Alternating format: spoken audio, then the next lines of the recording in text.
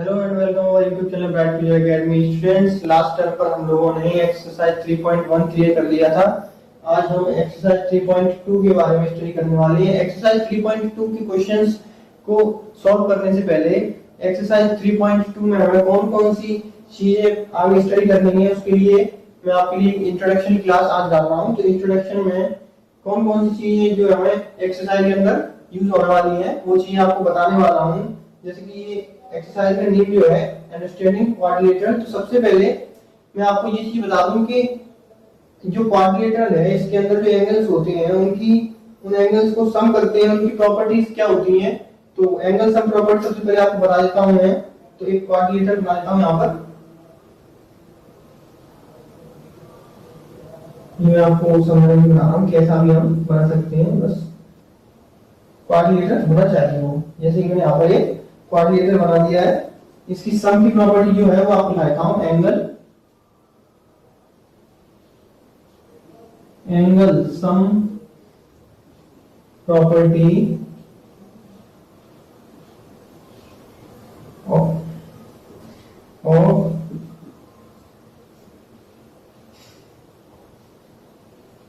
Quadrilateral.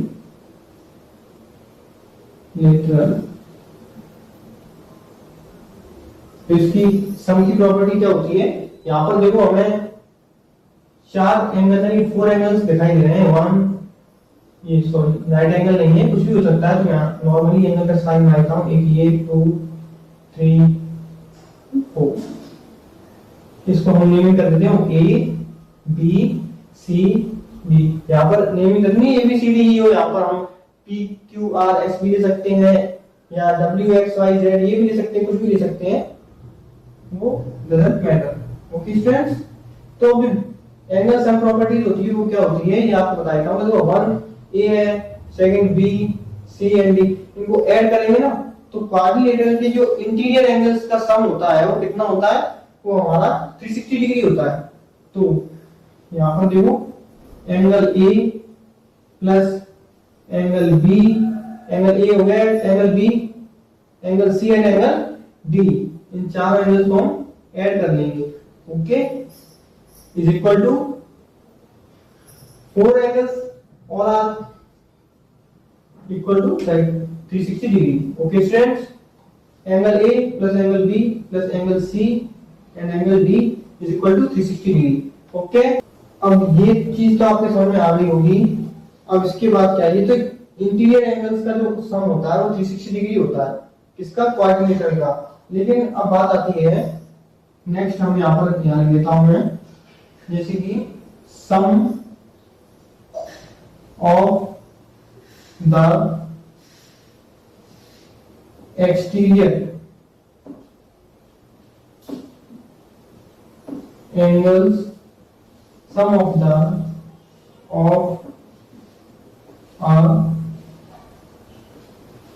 polygon, sum of the exterior angles of polygon, यानी कि जो एक्सटीरियर एंगल्स, अब ये क्वाड्रिलेटरल है और ये क्या है, एक पॉलीगन भी है।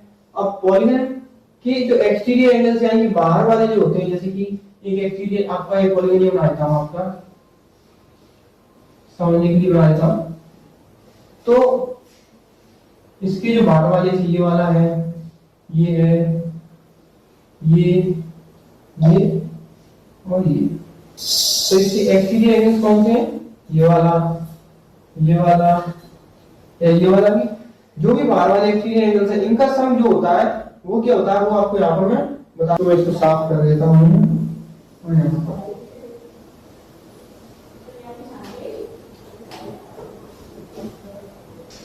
सम of the exterior angles of a polygon is कितना होता है, 360 डिग्री। ओके स्टूडेंट्स, ये वाला समझ आ गई। अब यहां से आगे हम जो कि अब हमें कौन से उसमें पॉलीगन में कितनी जो है कि साइड्स हैं, कितने एंगल्स हैं, वो हम कैसे फाइंड आउट करेंगे उसको मैं आपको बताने वाला हूं। उसको मैं साफ कर देता हूं, आप लोगों ने लिख लिया होगा, अपना लिखा हो तो एक बार स्क्रीनशॉट ले लेना। Okay,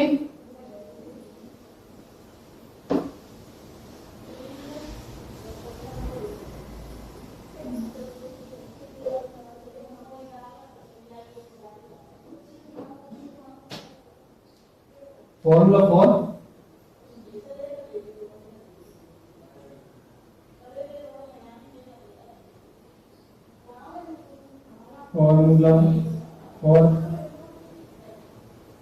each angle, formula for each angle is 360 upon n. Okay students, where n is number of sides. 360 में हमारा 360 डिग्री में अगर हम n यानी कि उनकी n जो है वो क्या है, n जो है वो क्या है, नंबर ऑफ साइड्स। 360 डिग्री में अगर हम जितनी भी साइड्स दी हुई हैं, जैसे कि मान लो हमने एक ये ले लिया, क्वाड्रिलेटरल ले लिया, अब इसकी साइड्स कितनी है, 4 साइड्स है ना, तो n इज इक्वल टू कितना हो गया इसमें, n इज इक्वल टू 4 हो गया। अब हमें मालूम करना है कि इसका ईच एंगल जो एक्सटीरियर एंगल है वो कितना है, तो क्या करेंगे हम लोग क्या करेंगे, जो 360 डिग्री है, क्योंकि किसी भी पॉलीगन का जो एक्सटीरियर एंगल्स का सम जो होता है वो 360 डिग्री होता है। तो हमें अगर ईच एंगल निकालना है, वो पॉलीगन क्या है कि क्वाड्रिलेटरल भी हो सकता है, पेंटागन भी हो सकता है, हेक्सागन भी हो सकता है, ऑक्टागन भी हो सकता है, कुछ भी हो सकता है। तो उसमें हम क्या करेंगे, साइड का डिवाइड देंगे, 4 साइड में दिखाई देंगे ना, 1 2 3 एंड 4 का हम इसमें अगर डिवाइड दे देते हैं तो हमारा निकल के आएगा 4 9 36 एंड 0 में डिवाइड 0 टाइम जाएगा तो ये आएगा 90 डिग्री। तो all exterior angles are 90 degree. Okay students, ये चीज आपके समझ में आ गई है। अब इससे आगे अब मैं बताता हूं आपको, ये मैंने आपको फॉर्मूला इस उदाहरण की एक एग्जांपल देकर बता दिया है। ओके स्टूडेंट्स, अब मैं आपको रिलेशन बता देता हूं इसमें।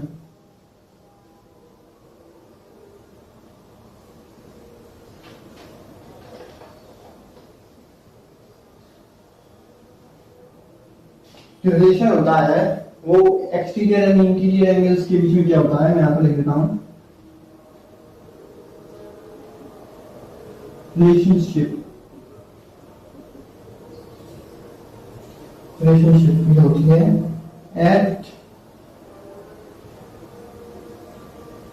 Eight each vertex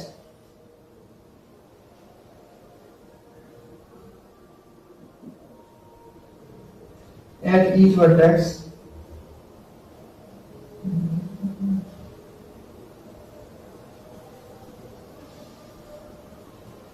the interior angle and exterior angle are supplementary.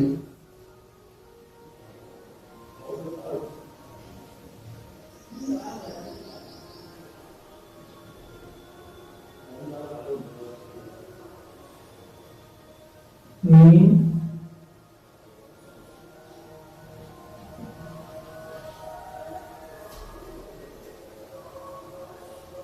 they add up to 180 degree.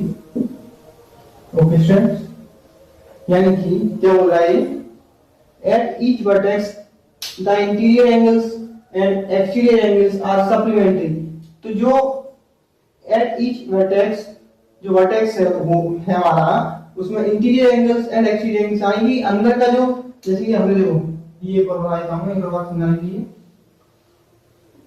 ये हमारा पेंटागन बना दिया मैंने, तो इसमें जो ये बन गया एक्सटीरियर एंगल्स, तो ये बन गया एक्सटीरियर एंगल और ये इंटीरियर एंगल। तो इन दोनों का जो सम है वो कैसा है, सप्लीमेंट्री, यानी कि 180 डिग्री होगा।